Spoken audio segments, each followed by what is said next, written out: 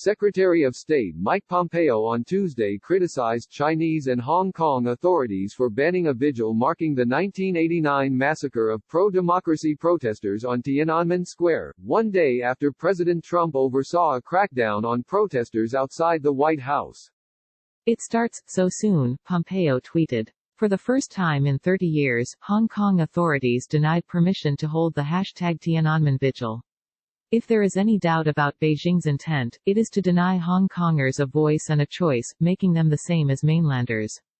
So much for two systems. The secretary is expected to meet with Tiananmen Square survivors, according to the State Department. Pompeo has focused intense criticism on the Chinese Communist Party over the spread of the novel coronavirus and condemned Beijing's actions with respect to Hong Kong, most recently certifying the territory as no longer autonomous from mainland China and laying the groundwork for Trump to impose sanctions and visa restrictions and end bilateral agreements with the U.S. Hong Kong officials denied organizers for the Tiananmen Square vigil permission, citing concerns over the spread of the coronavirus.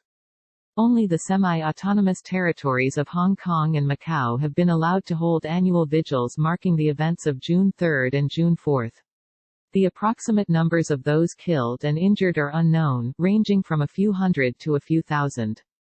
The June 1989 crackdown on pro-democracy demonstrators in the plaza of Tiananmen Square is viewed as one China's bloodiest assaults on protesters and is considered an ongoing miscarriage of justice, as ruling Chinese leaders have effectively erased the moment from the national conscience.